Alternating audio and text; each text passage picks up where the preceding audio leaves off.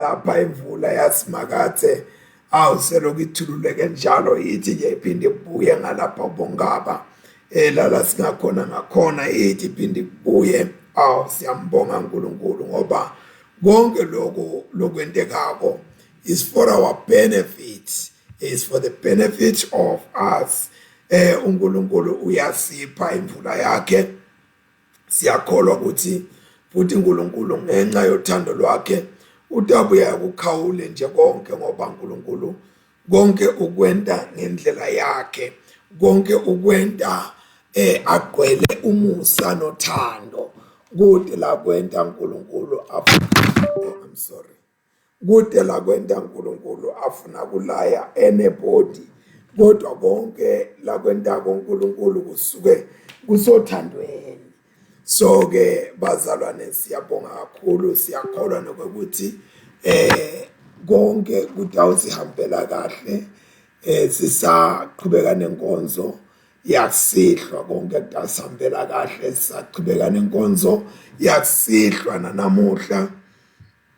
Hallelujah. Siyakholwa konke kudasihambela kahle. Asixolise ke bazalwane ukuthi sibhudile uqala kakhulu bazalwane. Ngiyaxolisa kakhulu bazalwane ukuthi sephute kuqala. I try to keep time, but sometimes time is beating on me. Let God be God even then. We pray in the name of God the Father, the Son, and the Holy Spirit. Amen. Once again, dear Lord, we come before you this time of the day when it is getting in the evening hours. We remember that you are God of all seasons, and you are God who cannot be seen by eye, but you are the only one who deserves the praise and the glory and honor for your kingdom, everlasting and everlasting, oh God. We come before you, oh God, remembering those who might be facing some misfortune on their way and recalling the mercies of God over all the nature. Baba utulolunge siyathandaza uNkulunkulu wethu lomuhle that you continue to visit those who are in prison, those who might be not having a place to keep themselves. Lord God Almighty, we remember that we all belong to you, O Lord. We remember that we are your children, and with you, Lord, we are more than conquerors, even in unsatisfactory situation. But when you are there, Lord, we are more than conquerors. Come now, Holy Spirit, and embrace us as we are going to read these lessons for today. We now and evermore. Amen. Let us call to mind and confess our sins.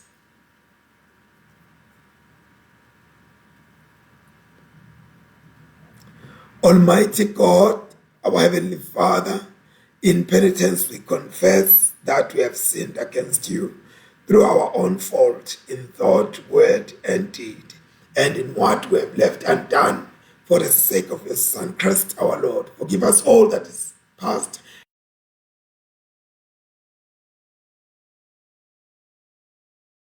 of life to the glory of your name. Almighty God, have mercy on us, pardon our sins, and keep us in eternal life through Jesus Christ. The appointed psalm, which is Psalm 103. The appointed psalm is Psalm 103. And I'm going to read it in my Siswati version. Psalm 103. 103.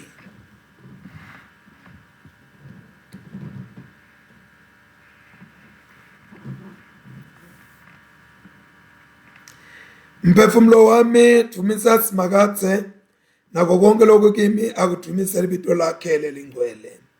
Mphefumulo wami dumisa simakathe, ungatikhohlwa tento takhe temsakeni.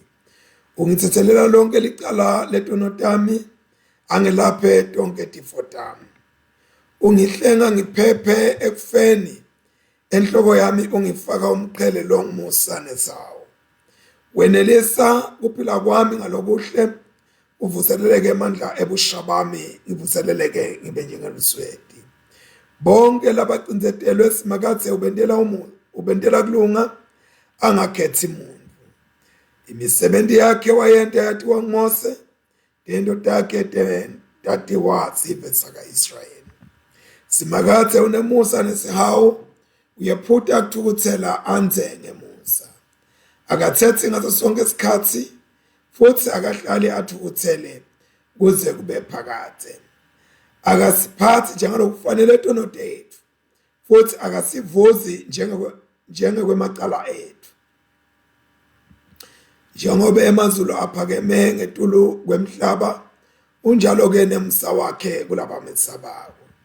Njengoba impumalanga yehlukene nentshonalanga utikhweshiseke kangako-ke etonodo ethu kithi. Njengoba uyise anesihe kubantwana bakhe ngalokufana nako simakathe unesihe kulaba mesabako. Ngoba uyakwati kubunjwa kwethu uyakhumbula ukuthi siluthuli nje. Emalanga ethu anjengetshani uyabhahela njengembali yesikanga. Ngesikhathi umoya ophephetha wendlula ethi kwayo kube kuphela kwayo njalo ingeke iphindze yadiwe kuleyo ndzawo.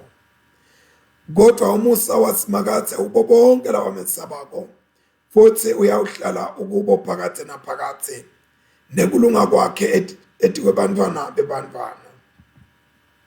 Kubo labagcina sivumelwano sakhe bakhumbule kwenta imiyalo yakhe. Simakathe wasimisa ezulwini isihlalo sakhe sebukhosi. Konke lokukhona kungaphansi kwembuso wakhe. Dumisani simakathe ninetingilosi takhe nani maqhawe lanemandla nine labenta livi lakhe nilalele kukhuluma kwelivi lakhe. Dumisani simakathe nine mabandla akhe nonke nani tikhondi takhe letenta inzando yakhe. Bongani simakathe nonke nine imisebenzi yakhe kuto tonke tindzawo embusweni wakhe. Mphefumulo wami dumisa simakathe. Akuthunyiswe uyise nendvodzana namoya engcwele njengoba bekunjalo ekuqaleni kusenjalo nanyalo kuyawuba njalo kude kube nini nanini. Amen. Nkosi Dlamini Samketi siyakwemukela principal, siyakwemukela Mshumayeli. Thank you ever so much. Now we are going to read from the book of Proverbs chapter 4. We are reading from verse 1 to 27. Proverbs chapter 4 verses 1 to 27. Madodana ami, yilaleleni ngekuqophelela imiyalo yeyihlo, khona nitawuba nekuqonza. Ngininika imiyalo lemihle, ningaqali nilahle nje imfundiso yami. Ngisayumfanyana wekuphela kubabe namake. Babe abengifundisa athi, shangathi inhliziyo yakho ingawabambisisa emavi ami, nemiyalo yami khona utawuphila. Zuza kuhlakanipha uzuze nekuvisisa. Ungakhohlwa futhi ungesuki emavini emlomo wami. Ungakulahle kuyakuphephisa, kuthanze kuyakugadza. Ucala kwekuhlakanipha nako. Zuza kuhlakanipha uzuze nekuqonza, nome ukubidani utuse kona-ke kuyakuphakamisa. Ugone kona-ke kuyakukwatisa. Kuyakwethwesa ludumo enhloko, kukwethwese umqhele lomuhle. Ndodana yami, lalela, wemukele emavi ami, khona iminyaka yekuphila kwami itawukwanza. Kuphila kwakho itawukwanza. ngikufundise indlela yekuhlakanipha, ngakuholela etindleleni tekulunga. Nawuhambako sinyathelo sakho singeke siphazamiseke, nawugijimako ungeke ukhubeke. Bambelela emyalweni, ungawuyekeli, ungalubeki lunyawo lwakho endleleni yalababi, futhi ungahambi endleleni yebantu lababi. Ikhweshele, ungahambi kuyo, yifulathele uguquke. Bantu lababi abalali bangakenti lokubi, bayaqwasha bangalali, nabangakoni muntu. Bubi bukudla kwabo, budlova businatho sabo. Kodwa indlela yalabalungile ifanana nekukhanya kwenza thakusa, lokuya ngekuya kuze kube ngisemini. Indlela yalababi ifanana nebumnyama, lababi abadi nalapho bakhubeka bawe khona. Ndvodzana yami, bambisisa emavi ami, ubeke indlebe yakho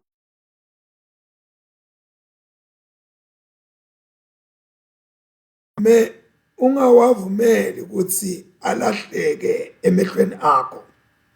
Walondoloze enhlitweni yakho la kulowo lowatholako, aphilise wonke umtimba wakhe. Ngetulu kwako konke londoloza inhlitiyo yakho, ngekunakekela konke, ngobe kuyo kugeleta tiyalo tekuphila. Yisuse kuwe inkulumo lesigwegwe, inkulumo lekhohlisako, ikhweshise lekhashane nawe. Emehlo akho akaqonze ngqo embili, ubukisise embi kwakho. Qaphelisisa indlela yetinyawo takho, tonke-ke tindlela takho tiyawuba nekuqiniseka. Ungajikeli ngesekudla noma ngesenxele, lunyawo lwakho ungalubeki ebubini. Amen. Siphela lapha sifundo sekuqala, sifundo sesibili. Yes, emva kwaprincipal sekuna prophet Melchizedek Elias. Siyabonga kakhulu prophet. Thank you very much. Hallelujah. According to St. Matthew chapter 5, reading from verse 13 to 20. Matthew's Gospel chapter 5, we are reading from verse 13 to 20. Nine niluswayi lwelive, kodwa nangabe luswayi selulahlekelwe bunanzi balo, pho lobunanzi balo bungabuyiselwa kanjani? Bungabuyiselwa njani? Alusena msebenzi walutho, kuphela nje ukuthi lulahlwe ngaphandle lunyathelwe ngetinyawo. Nine nikukhanya kwelive, lidolobha lelakhiwe endzabeni lephakeme, lingeke lisitheke. Kude umuntu lokhanyisa sibane bese usibeka ngaphansi kwesitsha, kodwa usibeka endzaweni yaso kuze sikhanyisele wonke umuntu losendlini. Kanjalo-ke akukhanye kukhanya kwenu embi kwebantu, kuze babone lokulungile lenikwentako, bese bathumisa uyihlo losezulwini. Ningaqabangi ukuthi ngidele kutewuchitha umthetho netimfundiso tebaprofeti. Angikadeli kutewuchitha, kodwa ngidele kutewuqalisa.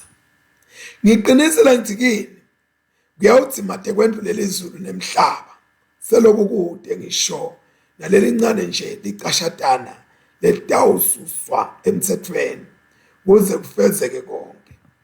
Ngawo-ke lowo lowephula munye kule miyalo lemincanyana aphinde afundise labanye kanjalo.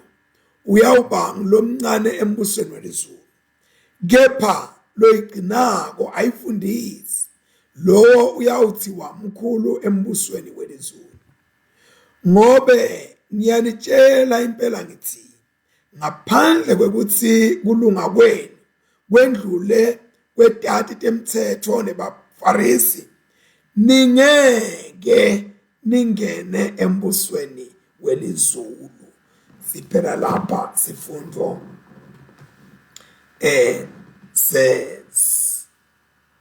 sesibili. Asithandaze.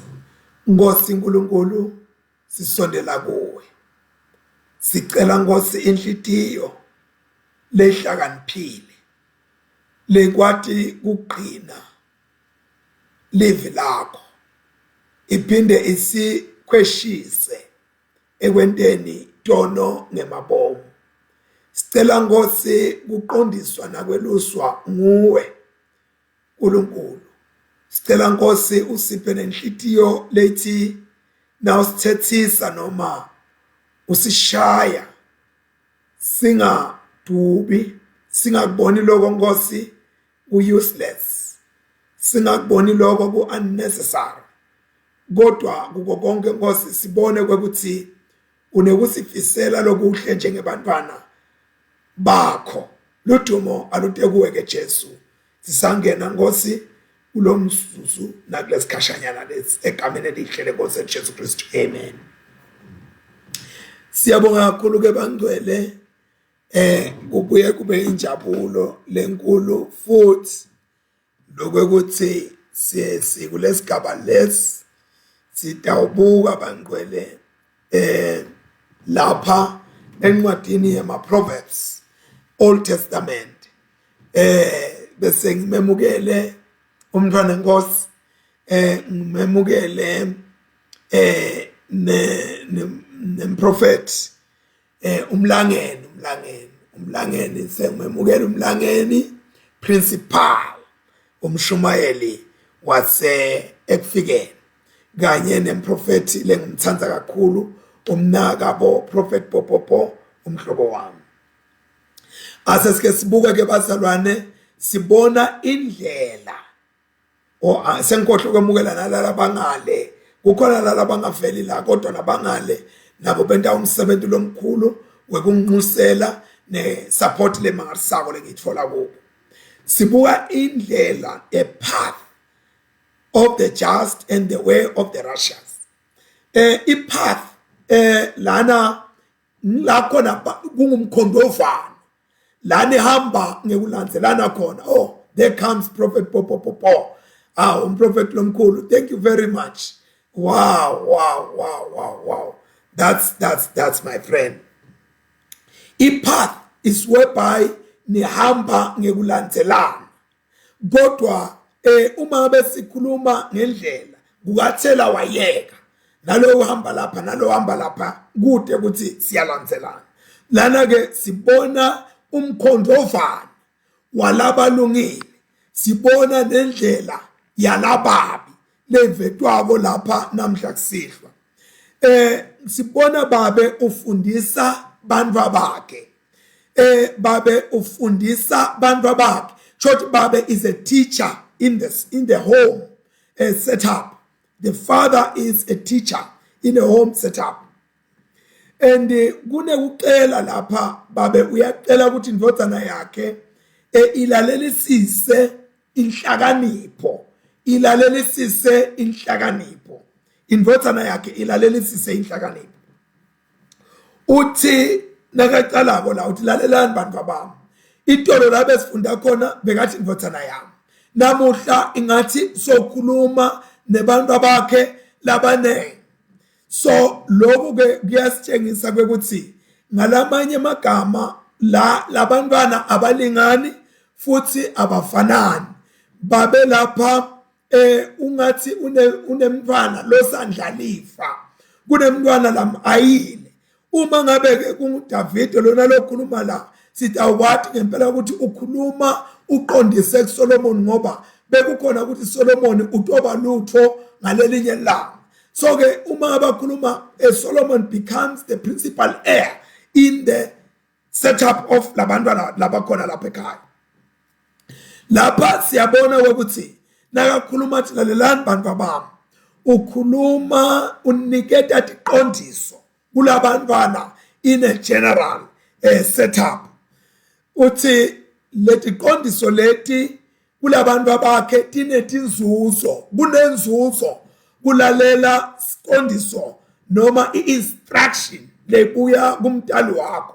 Akufanani nje nemuntu lokhuluma laphana ahebule lapha emahlathini, kodwa umdali wakho ukhuluma ngoba anenhloso ngelikusasa lakho. Lapha siyabona ukuthi lemfundiso lena ivela ekhaya iphethe imihambo nelusiko lwelikhaya.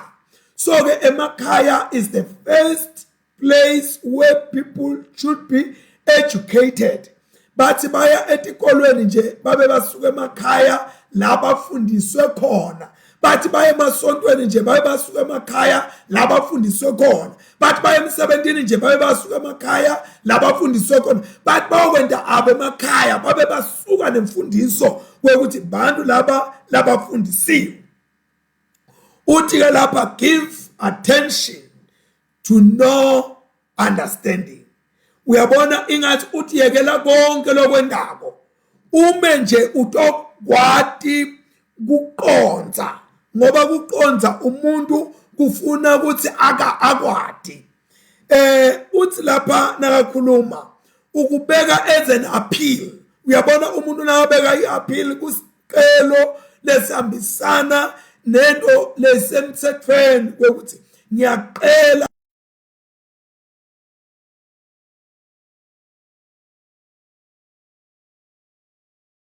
lokusemthethweni kwekuthi ngicela ulalele, ngicela noma uve lokhu lento akukhuluma nyana. Le ndlela akhuluma ngayo lo mntali ubona ngathi lo mntwanakhe unekuhesitate noma unekusima. Uyabona kukhona kungabatha kukhona kusima ungafuni ukulalela, kodwa uyakunqusa lokuthi mntwanami uyaqela into akukhuluma nyalo, ngicela kwekuthi utinike isikhathi sokuthi ungilalele. And lokungilalela kwakho ngiko lokuthi abamqoka kokuthi kukhona ukubhidlita tonke tintfo lobhekana nato noma letinye tinto lotijakile kutonqotshwa ngilokulalela. Uyabona kulalela yinto lemqokwa empilweni. Kulalela yinto lemqokwa empilweni ngoba abantu abanengi bagcina bakhathi inkulumo baqabanisa abantu ngalowo ukuthi abalaleli umuntu ukhuluma lokho lakufunako noma lokho laqabangako, hayi lokho lokukhulunyiwe sizathu ukuthi akake watinika isikhathi sekulalela. Lana lo mntali lokhulumako ukhuluma na uthi uyamlalela angathi ukhuluma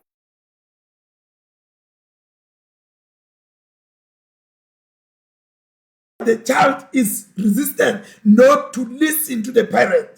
Kodwa nake lo mntali so yabuka ukuthi hey kuna uthi ngilahlele nje amagama ami asenge nquse kulo mntanami ngethi appeal kulo mntanami ukuthi ngicela ungive mntanami. Excuse me, ngicela ungive mntanami kula mavi enhlakanipho lento wakhuluma kuwo, kula mavi lahambisana netiqondiso letithite empilweni lokufuna ukuthi utende. So ke uma ngabe sitawukhuluma nebantu kufanele sikhulume netinhlitiyo tabo. Uyabona ke leli gama lelithi hear, labanye bathi hear is connected to heart ngoba le gama lelithi hear lina HEAR bese kuthi lelithi heart linalo lihamba khona lapho HEART. Lokho kulalela la. Uma ngabe ulalela ufuna lento loyilalelako, uma ulalela umuntu ukuqhumanisa nenhlitiyo yakho lokho ukukhulunywa ngulomuntu, ngalamanye amagama kulalela kusebenzisa inhlitiyo yakho endlebeni yakho. Ngikhuluma lento, kusebenzisa inhlitiyo yakho endlebeni yakho noma kusebenzisa indlebe yakho enhlitweni yakho. Awulaleli nje kwekuthi lo muntu ubanga umsindo. Uyandlula lapho uthi for I give you good doctrine. Uyabona nathi ngikuniketa sifundiso lesihle. Lo muntu lomdzala lona utshengisa ukuthi lento la ikhulumako uyikhuluma ngesibinzi. Letiqondiso latinika lo mntwana wakhe umnika ngesibinzi akangathithi sizathu saloko so lo muntu omdzala letinto utithathe evini laNkulunkulu picking it from the scriptural wisdom. Akakhulumi nje ingqondo, akakhulumi nje tinqwadi letibhalwe kulabanye, akakhulumi nje imfeketho kodwa lokhu ukugubhe evini laNkulunkulu lele live laNkulunkulu lingisonhlakanipho waNkulunkulu. So kungako aphila kule ndodana yakhe ukuthi ayimlalele. Uthi ke nakakhuluma la letimfundiso leti tinhle ndodana yami ngalabanye amagama letimfundiso leti tinhle ngiyakweluleka ngiyakukhuthata kweuthi letimfundiso letinhle ungatilahli tiqine tibe umthetho empilweni yakho. Waze kwaba kuhle umdala akhuluma nemntwana wakhe sesibona lapha kweluswa i-guidance from previous generation. Get wisdom kulaba lasebendlulile bayitolo ngibo labanye labaselusako ukuthi bayihambe njani lendlela. IBhayibheli lithi singadisusi tikhonkwane yetabekwa bobabe mkhulu. Lokho ukuthi kumqoka ukuthi masitawulalela sambe kahle sikuconsider ukuthi bayitolo bayihambe njani lendlela ngoba ayiqali ngathi. Uthi ke lapha when I was my father's son, hey mangisese indvodzana yababa wami. Lamagama langa ajulile kakhulu ngoba lona lofundisako la ukhumbula emuva. Ukhumbula tikhathi lebethi mnanzi tikhathi la khona bekathambe khona athambele konke lathi okutshelwa nguyise kude lokungako bekakuve noma bekathatha ngaphandle. So ke letimfundiso noma lama lessons lebeka wafundiswa ngibaba wakhe uyawakhumbula. Uyabona na umntwana kumqoka kwekuthi ukhumbule kwekuthi bakufundisa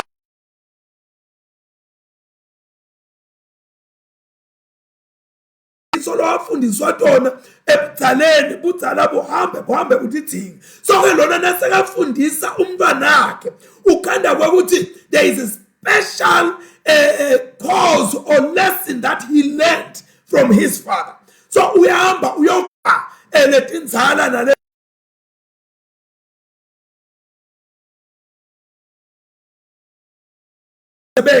kukhona nalokusha lokutholakala lapha endlini. So ke nakathi ufundisa lo akatikhohlwa leti atifundiso lebekathi fundiswa ngibaba wakhe. Lesikhola ukuthi baba wakhe bekunguDavide lona lobhalele takhe nguSolomon. Baba wakhe bekunguDavide Davide bekuyinkosi lenkulu yaka-Israyeli.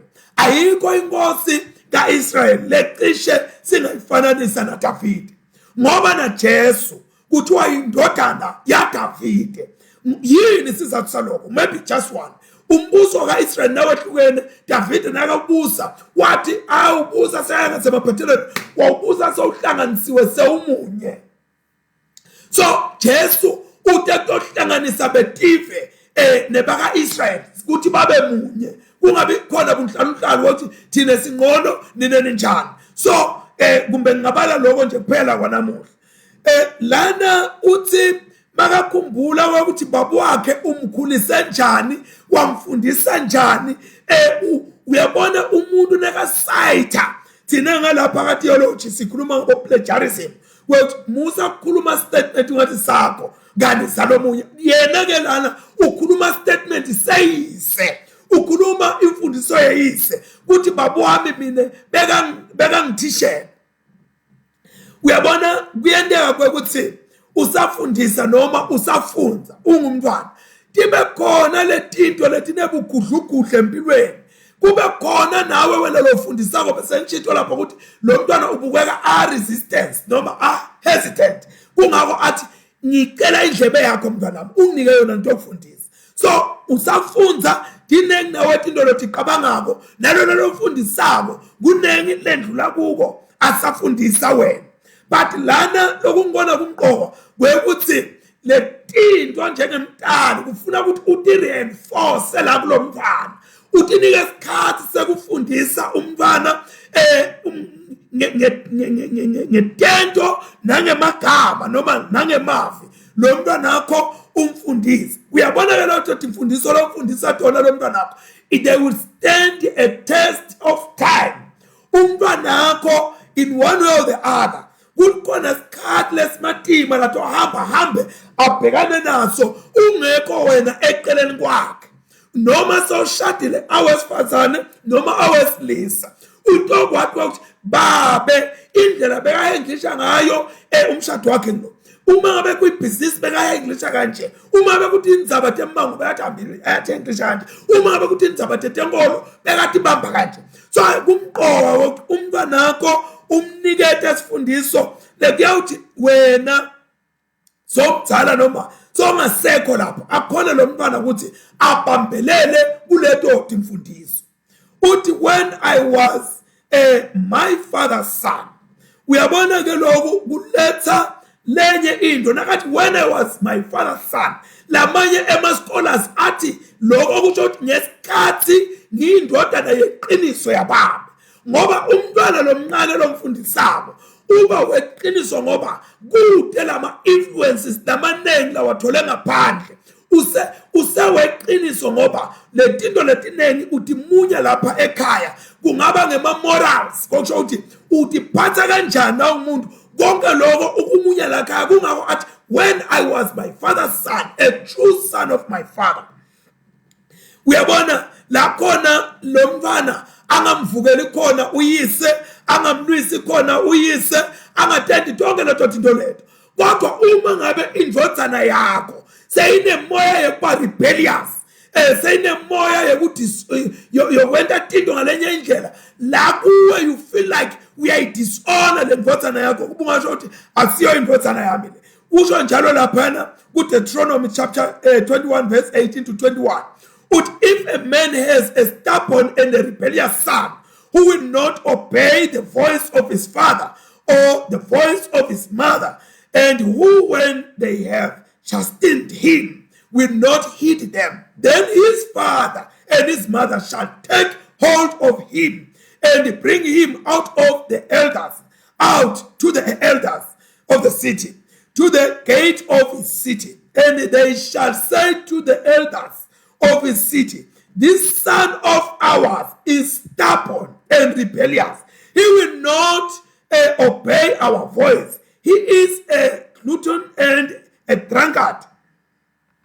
Yes, and a drunkard. Then all the men of his city shall stone him to death with stones. So you shall put away the evil from among you, and all Israel shall hear and fear.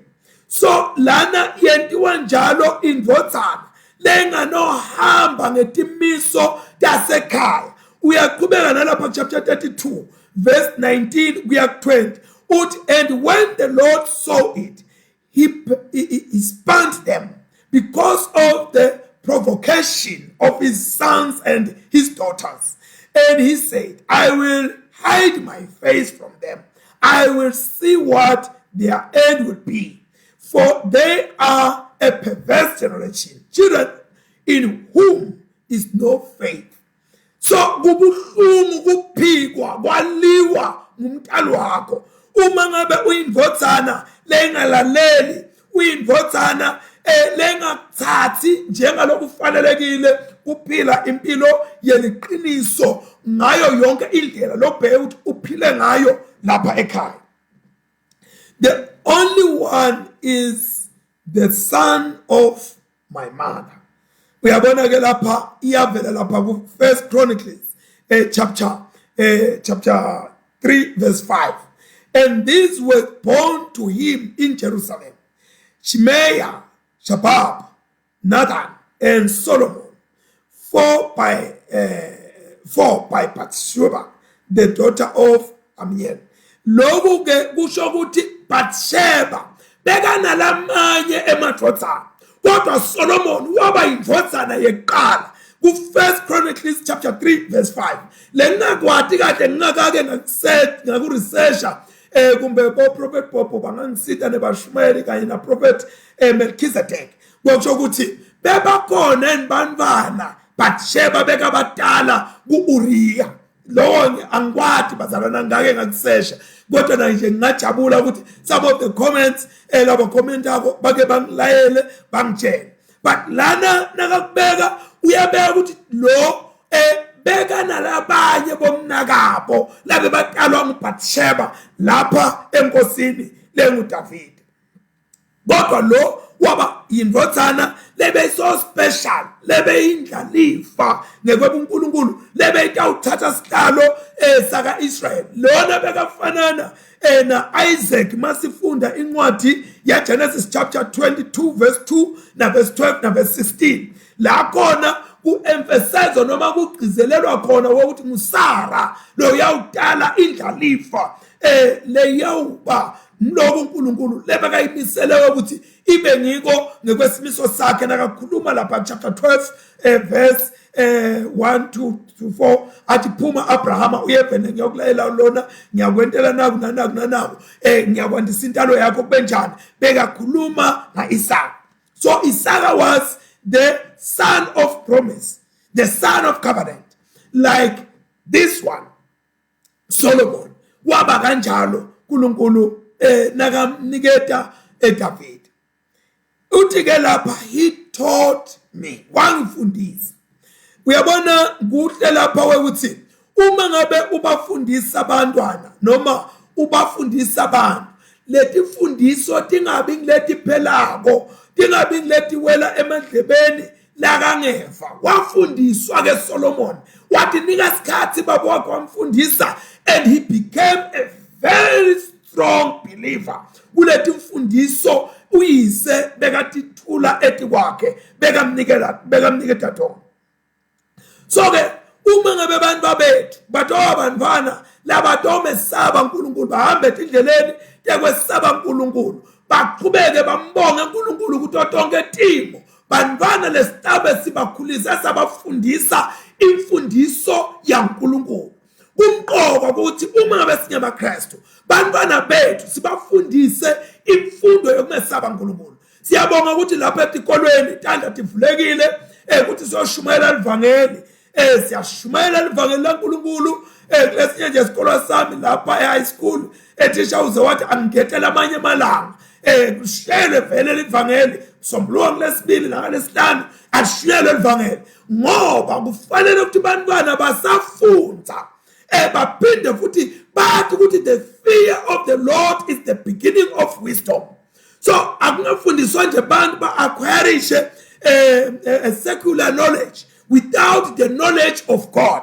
So nanathi ke sishumayela etikolweni siyayibonga le privilege yokuthi uNkulunkulu asendele lokho ukuthi sihambe soshumayela lapha.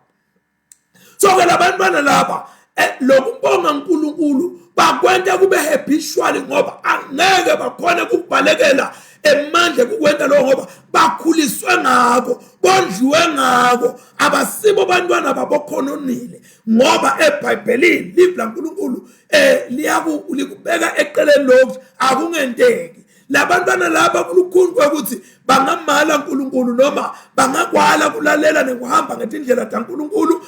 Ngani? Ngoba tonke tinto letiphathekako labaniketwe tona they created that and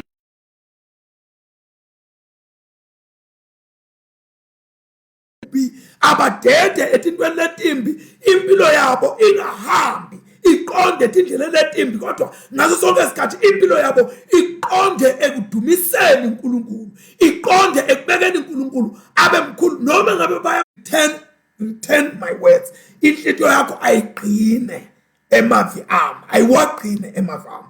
Davide makakhuluma lamagama langa awakhuluma na Solomon, usho ukuthi cultivate a heart that is receptive. Ifune lenhlitiyo, yilungise lenhlitiyo letawukhona kwemukela inhlitiyo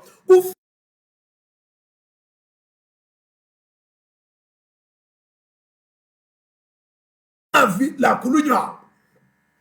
David ebengafuni ukukhuluma naSolomon emavi lekatowela phansi, emavi lekatoswela indzawo enhlitweni yaSolomon. So ke bazalwane kumqoka ukuthi mangabe sikhuluma nebantu si address eqala lokho sidingo lenhlitiyo, sifune inhlitiyo ngoba inhlitiyo ngiyo lemqokwa ethi kwako konke. Uma ngabe utokhuluma nemuntu wathi lo muntu ukuvile, it's because you have spoken to the heart of that person. Amen. Uyabona ke lapha siyafunza ukuthi inkosi yaka-Israyeli, inkosi Davide, inkosi le yafundisa umntwanayo, yahlala phansi yamfundisa umntwanayo. Ekuseni bengishumayela lapha esikolweni high school eNgaba, ngithi leli gama lelithi chastening lisuka esigameni legama leSebheru Musar, is MUSAR, Musar or Masar. Leli gama lelo lisho tintfo letintsatfu, lisho i-correction, lisho i-discipline, lisho i-instruction. But the primary essential part of it is teaching. La khona uhlala phansi ufundise, uthi ungafundisa kubese kuya i-discipline, uthi ungabuya i-discipline kude nabo correction. Lokho ukwendelana, ukwendela kwekuthi egcine lo muntu acquirishe knowledge. Uyabona kami? So lo muntu nakanikethwe ama-instructions uwenza njengoba njalo because ufundisiwe, wadisciplinwa, wenza. Uyabona ke ngijabulile head teacher nasekakhuluma lapha yana wangibuzisa kakhulu head teacher ukuthi kukhona abantu badzala namuhla bayehluleka kugcina isikhathi. Uma bebekwe lesikhathi lesi endelo nami nje kufanele ukuthi inkonzo ngabe ngiqale ngafast ngiyangehlula lokho. So kusho ukuthi I lack discipline. So i-discipline imqokwa, bantu abasi-disciplined. Uyabona abantu bethe enkonzweni kuthiwa inkonzo ingena nga-8:45 bafike nga-8 noma nga-8:30. Kuthiwa ingena nga-9 bafike nga-10 noma nga-11. So uyabona ukuthi these people are Christian but they lack discipline. Ngemakholwa lethe i-discipline akazange ashayo. Uyabona bethiwa njalo ngibahlale ngemzaqala lapha egayithini nje abotishela wathi wafika late azothola. Kodwa na ke cha angeke sisakwenta lokho. uNkulunkulu uthatha idisciplinera wena. There's a spanking that God is going to do to you ngendlela yakhe uNkulunkulu ukuthi akubuyise endleleni. So kumqoka abazalwane ukuthi siphile impilo le-disciplined empilweni tethu nasekambeni kwethu konke, ngoba umntwana lo ngasi-disciplined utoba luhlupho emhlabeni aphinde abe hlupho nakuwe wena mntali wakhe. Uma ngabe lo mntwana umyekela nje aba umhlambi kaze lusini, utawuvisa wena buhlungu, aphoqe abantu enteni ngalinye ilanga, utowagijimisa wena ngemzaqa. Uma ngabe wena hlulekile kumfaka umzaqa noma kumshaya ngesikhathi esifanelekile, umdiscipline ngendlela efanelekile, kusasa lo mntwana utawagijimisa wena ngemzaqa. Loyo ngakwenti kuye yena utawafuna kwenta kuwe. Uthi ke Proverbs chapter 29 verse 15, the rod and rebuke give wisdom, but a child left to himself brings shame to his mother. Luswati nekumkhuta umntwana akumbulali, kodwa umntwana lo ngentiwa leto tinto leto uletha lihlazo kunina. Angathi ethi bangakubomakela bafuna lihlazo uthi bantwana bakhule nje ngaleyo ndlela leyo bangaqondiswa. Uthi keep my words and live. Waqine lamavu ami uphile. David lapha uthi lenye yetindlela mntwanami wekuthi uhlakulele uyilimele lenhlito yakho ikhona kokuthi itokwemukela emavi ami, itokwemukela etimfundiso tami, itokwemukela tiqondiso tami lentikhuluma kuwe letibalulekile. Lokhu lengikwenda kuwe mntwanami, yenda shoku wena ulungisa lenhlitiyo yakho, uyayilima, uyifaka komanyolo, uyifaka konke, ukhwesa yonke into lenye eceleni, uyibeka lekhashana. isizathu salokho kungoba uma ngabe umuntu ethembeka eqinisweni laNkulunkulu nasekuthobeleni nasekwenteni insandvo yaNkulunkulu, le miyalo lelo yise asuka amnika yona isuka isho kuphila kulomntwana. Kodwa uma ngabe umntwana ungayithathi imiyalo yeyihlo kusho kufa lokho. Uma ngabe ungenayo imiyalo yeyihlo ungazange wayalwa, wena ufe uhamba. Umqoka ukuthi uyalwe, umqoka ukuthi udisciplinwe, umqoka ukuthi uqondiswe endleleni. Utokwathi uhlonipha abantu abadala, ubanike igaba leti bafanele.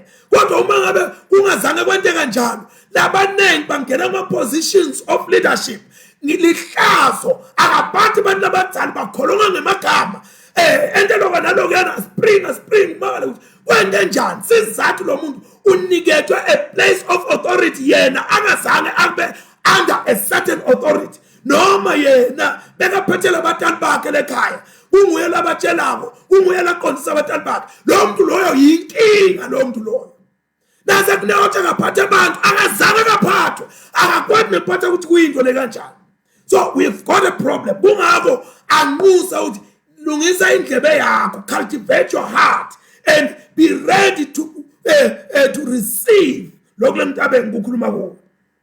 Uyabona ke ayikho lengibusisa njengalena lethi thola inhlakanipho, get wisdom. Ngaphambi kokuba Davide ayibeke lenkulumo yakhe kahle adongena kule nhlakanipho, uthi thola inhlakanipho, get wisdom. Into yokuqala lekayikhuthatha koDavide ukuthi emfana wami asowuthathele ngematubane uyofuna inhlakanipho mfana wami Solomon, ngoba kude la utofika khona uma ngabe ude inhlakanipho. Ngalama emagama singasho ukuthi lokhu ngibona kumqoka kakhulu kwekuthi kunalama bits and pieces, lokhu ngibona kukuncane lokukwenda uthole nayi inhlakanipho noma uthole lokhu lokuthi wakuthola one bit of it wekuthi uthole ifundo, the wisdom. One must get the lessons of wisdom.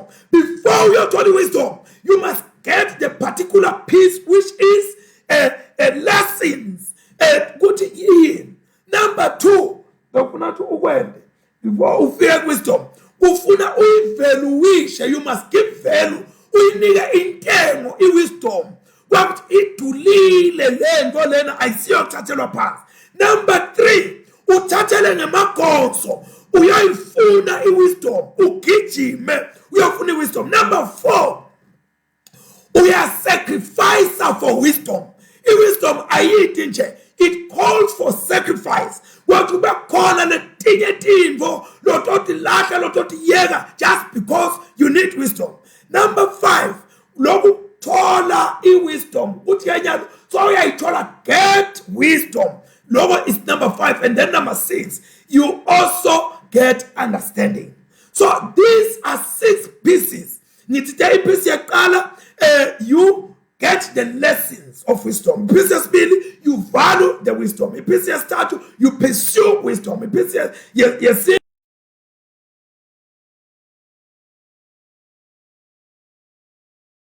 Get wisdom, and then peace you get also understanding. So the letter tindo leto timdona timko kakhulu nangakhuluma nje kweplant ngemabomu nje nginqunto nje ngemabomu kulo kwathi get wisdom.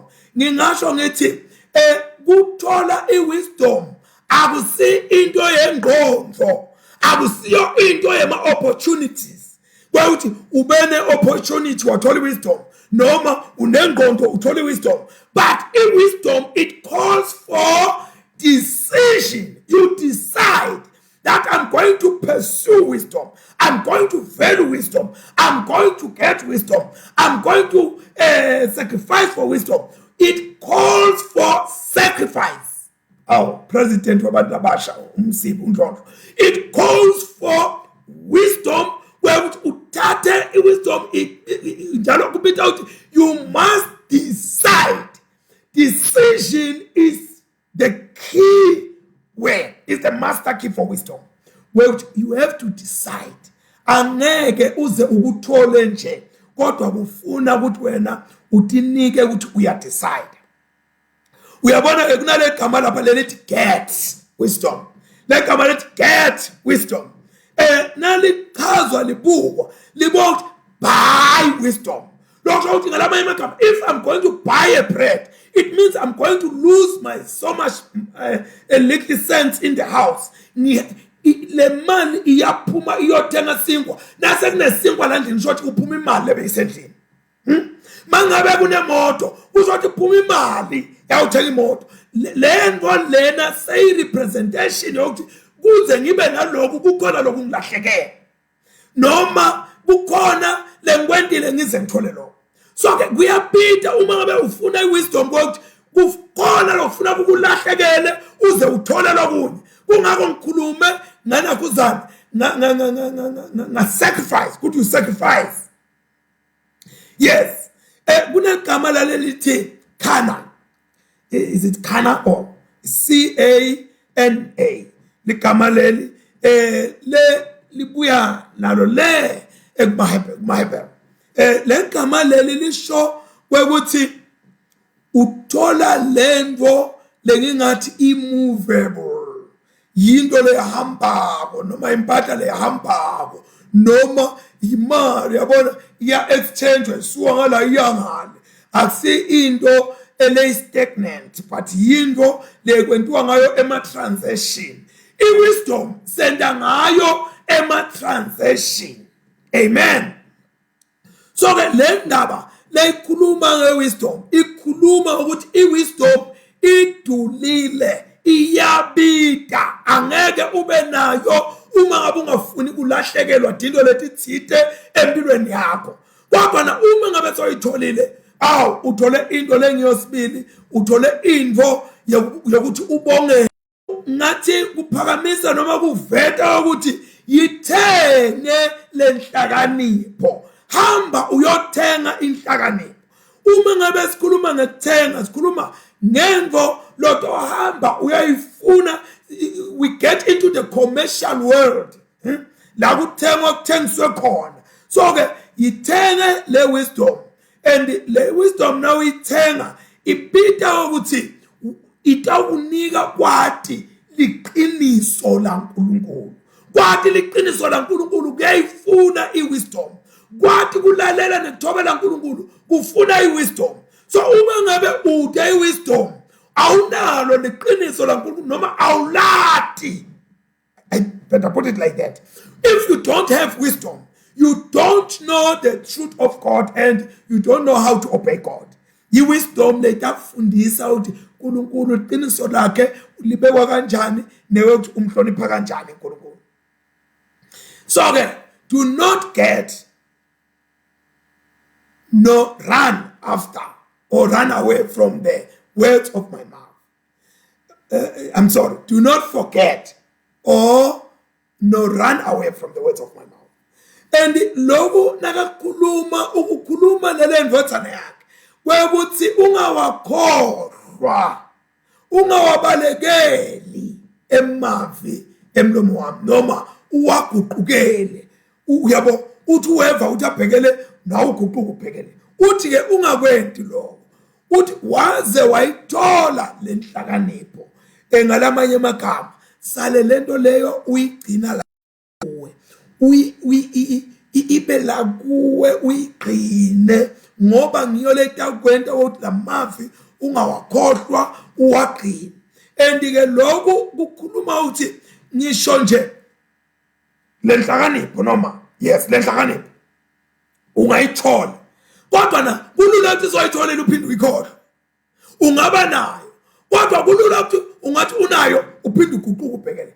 Kungako agqizelela ukuthi ungabese soyayijikela lenhlakanipho uma ngabe soyitholile. So ke siyabona ukuthi lana lo Solomon wayithola inhlakanipho kodwa wahamba waguquka. Kungako nyalo ayala ukuthi ungaguquki. Ngishilo ngathi beka ngumuntu beka strong as a strong believer kulama verse. Kodwa kwahamba wafika la David aguquka khona. kulethi imfundiso bekade emukele kuyise uyise amfundise tona athi qabise kakhulu Solomon wathi mikise etulu kwaba ngetulu kwawo konke siyakhumbula ukuthi laphana 1 King chapter 3 verse 7 kuya ku 12 ngila khona Solomon wayiqela inhlakanipho uNkulunkulu kwekuthi inkosi ngiyacela ukuthi umbe inhlakanipho kuze into khona kuhola lesive sakho excuse me ngoba babe bompile inhlakanipho akhona tenda tonke into kanjani kodwa kukhona la Solomon wahamba wayiguqukela khona inhlakanipho uma ngabe sifunda 1 Kings chapter 11 verse 1 to 13 but King Solomon loved many foreign women as well as the daughter of Pharaoh, women of the Moabites, Ammonites, Edomites, Sidonians, and Hittites, from the nations of whom the Lord had said to the children of Israel, you shall not intermarry with them, nor they with you. Surely they will turn away your hearts after their gods. Solomon clung to this in love. So you can continue reading. So wabese kuyamlahlekela Solomon ngokuthi aphume la. Uyathi ke kuba nenhlakanipho. Inhlakanipho inetinzuzelo tayo. There are benefits of wisdom. Kulabo lasebayitholile inhlakanipho. Inhlakanipho inetinzuzelo tayo. Uthi ke do not forsake her and she will preserve you.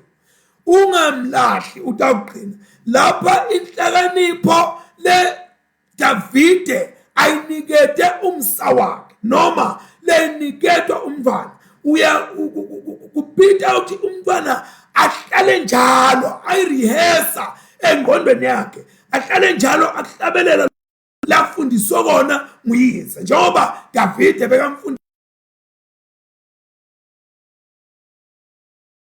ithanze letindlela tenhlakanipho love her and diqine letindlela tenhlakanipho keep her safe. So I'm sorry dithande letindlela tenhlakanipho and tona letindlela tenhlakanipho will keep you safe. Lenhlakanipho itolo ngishilo ngathi inhlakanipho is given a picture of a woman. It's a feminine verb that is used for wisdom. So inhlakanipho ifananiswa nemfati. Uthola uthole umfati uzuze umusa ebusweni baNkulunkulu. Thola inhlakanipho uzuza umusa ebusweni baNkulunkulu. Lokho ukuthi ke uma ngabe sikhuluma ukuthi inhlakanipho iniketwa esithombe emqondo semuntu lo ngumfati. Uyabona umfati umuntu lomqokwa empilweni yenvodza. Lokho ukuthi kufanele ukuthi na ubuka inhlakanipho uyibuke njengamakoti lomuhle lomthandzako lonke kukhona kuphila ngaphandle kwakhe njengoba kuphila ngaphandle komfati kulukhuni because konke nekuqabanga uthi qabangele wena kanaka khona uyakhona loku influencer in one or the other ngema qualities lathide ukhande impilo yakho iphakama ithuthuka uyabona uyakhona kusebenza umfati as part of somebody who is a patron of your life. So kumqoka ukuthi umuntu abe nayo inhlakanipho kanjalo uma ngabe ungakabitelwe enkonzweni ebundela kumqoka ukuthi ube naye umfati noma ke umuntu wesifazane lotoku sida ulusito kakhulu umfati empilweni yakho na umuntu but nangabe uthi umfati nje nempilo yakho inyathela njengelonwabo la uyakhona akuhambeki nje ushadele unless you have a sister and auntie or mother or what lotohle abaladeleni kwakho mawuthwana nje konke utatendela wena enough for yourself. No, you are deceiving yourself. You need a wife, you need a sister, you need an auntie, you need whatever. In other words, you need wisdom. Uyayidinga inhlakanipho ekuphileni kwakho leta influencer impilo yakho. Inhlakanipho ke ngingathini ifanana nemphathi ifanana na principal in one way or the other. So ke inhlakanipho inetindvo letikhuluma empilweni yakho letingeke tikhulunywa ngumuntu leyo tathi le nhlakanipho itikhuluma iconvince indlela lokwenta ngayo thina. Uthi ke David yemfana wamSolomon yifune le nhlakanipho uyithandze uyivaluishe uyihonorishe njengoba kubhekile ukuthi uma ngabe unemfati noma unathathewe noma unabani musa kumenta idomet kodwa umvaluishe umnikete lithando umnikete nenhlonipho lesethu ukuthi uyathi lo muntu lona umqokwa empilweni yakho.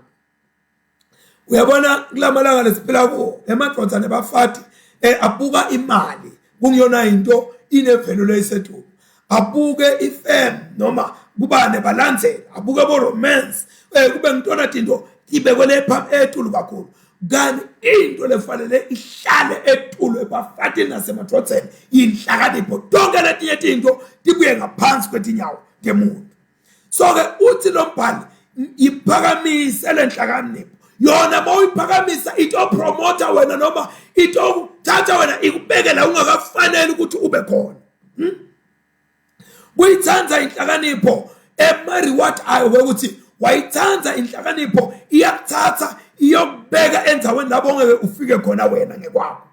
And inhlakanipho ikulethela i-honor inhlonipho uhlonipheke mawunenhlakanipho and ornament. You see impilo uma ngabe isaqhuma iseseyisha isenaloka naloka kunengi lekulethela kona kunengi lekupha kona.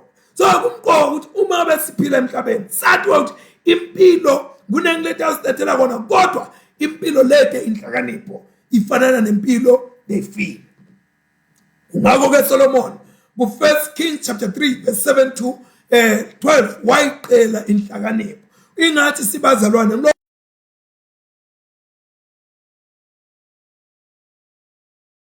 inhlakanipho ifananiswa nemqhele kuthiwa lapha a crown is a crown of glory is a diadem. Inhlakanipho yinto lenhle leyihlala la ngethulu uma ngabe unayo inhlakanipho yona kuvela yona qala ungakaveli wena. Hallelujah. Inhlakanipho iyativeta ungakaveli wena iphindi eliqiniso lakhomba inhlakanipho ube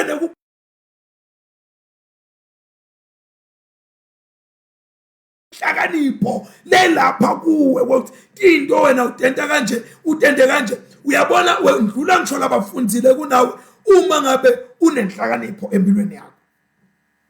Uthi ke lo mbhali yemukele yona uyemukele uyibambe uyiqinise inhlakanipho noma tifundiso tenhlakanipho temukele utibambe utiqinise letifundiso.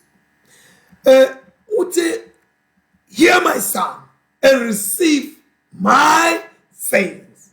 Ngive ndodana yami ngilalele ndodana yami uthathe lokhu lengushoko. Uyabona Davide makaniketa lama instructions la uwaniketa indodana yakhe lengiSolomon ngoba uyafuna uyibona le ndodana yakhe iqhuma uyafuna uyibona le ndodana yakhe yenda tinto and lapha nakakhuluma nayo le ndodana akakhulumi ngekhwakhe ukhuluma uqonde ngqobuyo uyikhumbuta bumqokwa betimfundo tenhlakanipho nokufunza tifundvo lapha kule nhlakanipho. The years of your life will be many. Hey, uyabona ayikho into lemnanzi njengalena uthi mawunenhlakanipho uphile malanga lamanene kodwa umuntu lotiphakamisako umuntu lekane ma anger issues impilo yakhe uyenda ibe imfishane ngumuntu lomubi loyo kodwa ke umuntu lonekholwa kweliqiniso ngumuntu lophila impilo lebhadlile la umuntu lotibambako umuntu lonjalo uyayenda impilo yakhe ibe yinze ngalamanye amagama. Lokhu ngibona ke lengingathi kungilombangela ukuthi lempilo ibe imfishane yinto yokuphila impilo longathi wena uyi-adolescent uyabona labantwana labancane lapha sagijinyiswa tinto letinjani ukhande umuntu sowugubekile sowugwade sowunjena umuntu akana order tinto uyadenta nje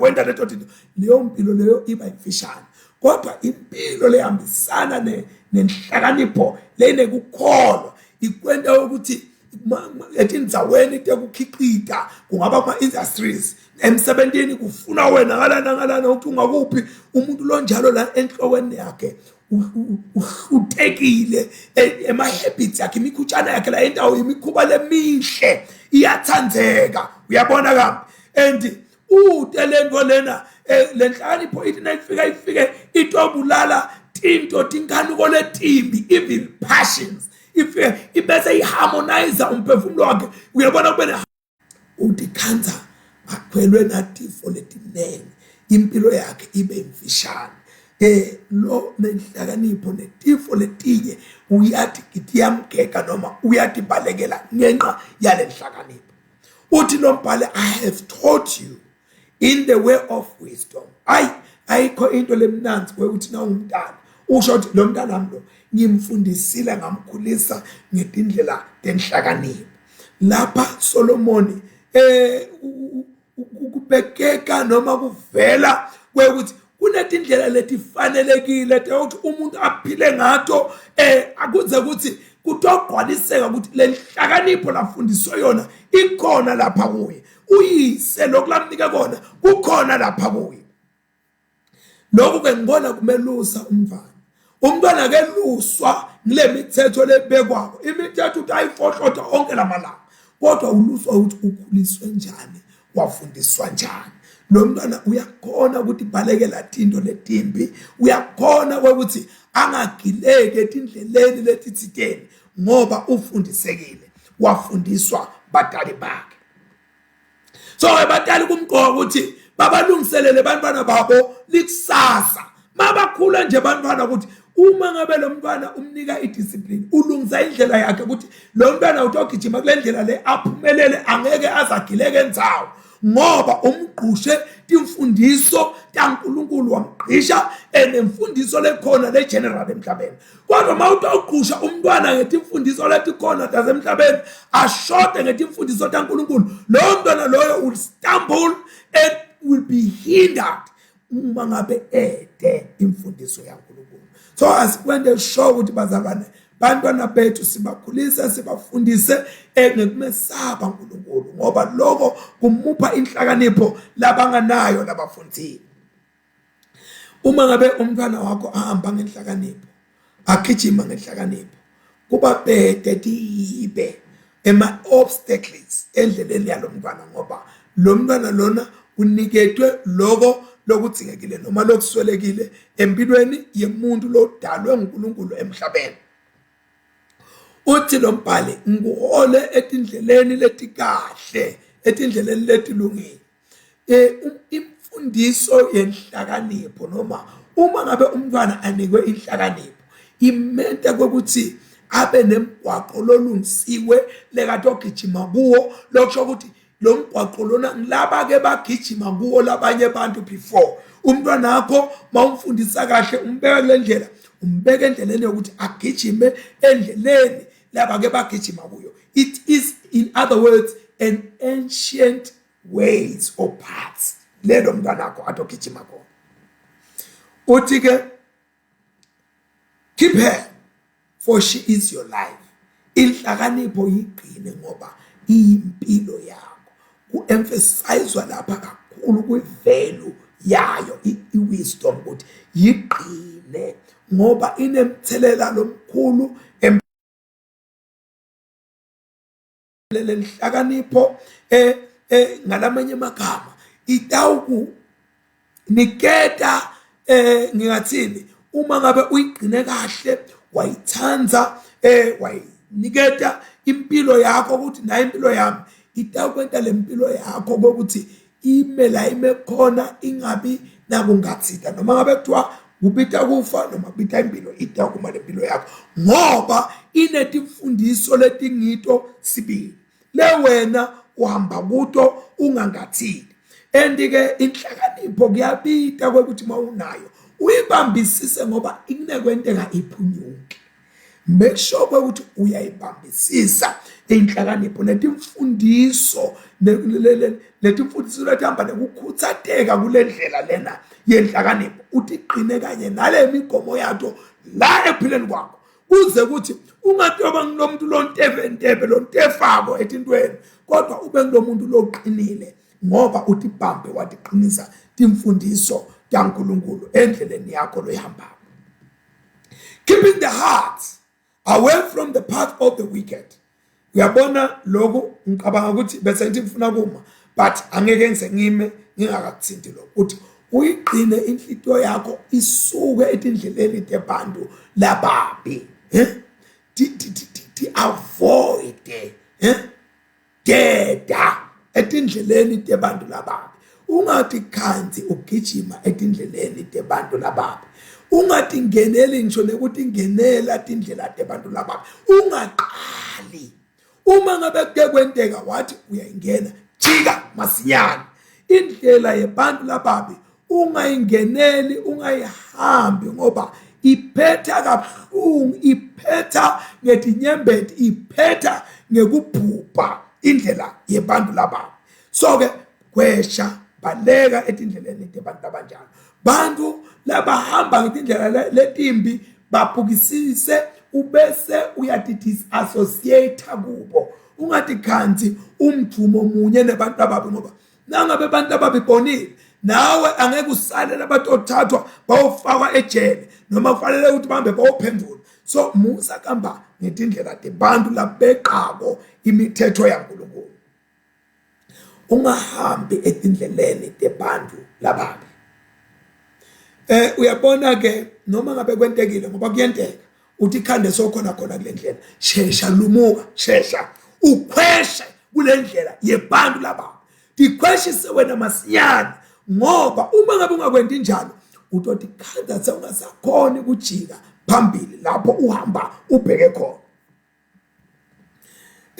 Kungani ke lababi kufanele kwekuthi ukhweshe kubo? Kunetizathu ukuthi leni ukhweshe etindleleni talababi. They do not sleep unless they have done evil. Yabo bantu lababi abalali bangakakwendi lokubi. Labantu laba batinikele, they have committed themselves to do sin. Bantu lababi bayatinikela. And labantu laba baya sacrifice ngakakwendi lokubi.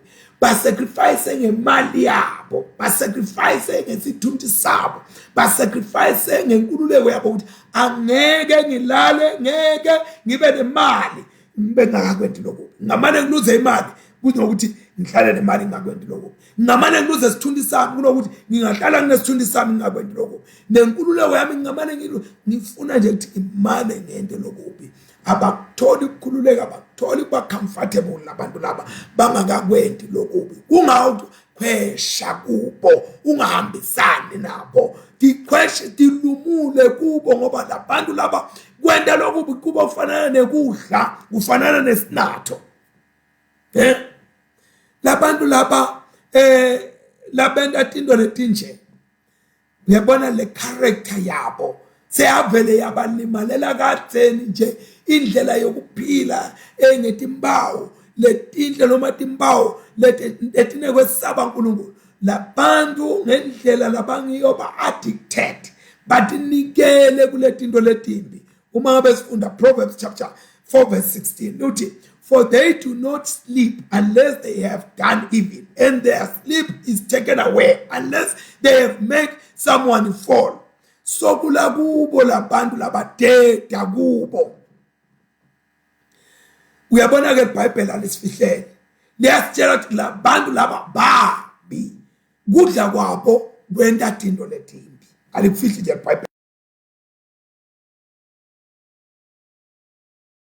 Sabo silambile kwasho umfundisi Mphatha.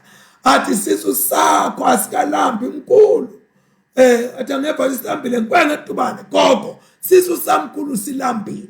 Sisu sebantu lababi silambile, bangakakwendi lokuphi, bangakawendi emahlazo, bangakafaki labanye abantu etinkingeni. Sisu sabo sihlala silambile.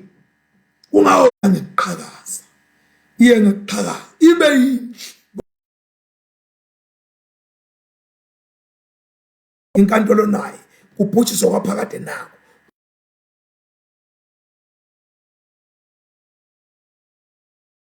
Bantu laba lapenda inzando yaNkulunkulu abagwehle bukhanya kwabo kufanana nekwetinkanyeti, kufanana nekwenyanga la kungenalifu khona kuvele khanye ukuthi bam.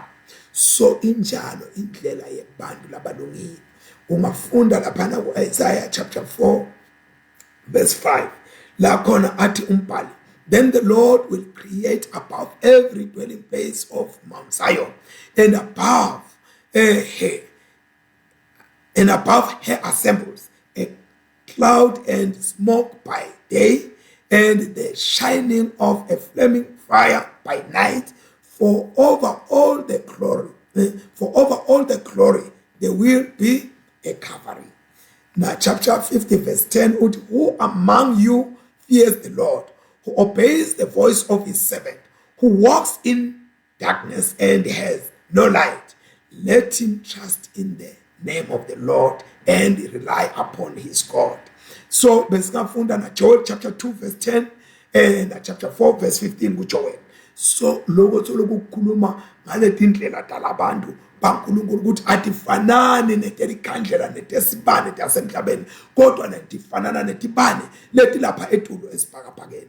Laba ke bona noma bengathi kuyakhanya kwesikhashana emva kwaloko kumnyama, ema consequences akhona abuhlungu aletindlela tebantu bebumnyama.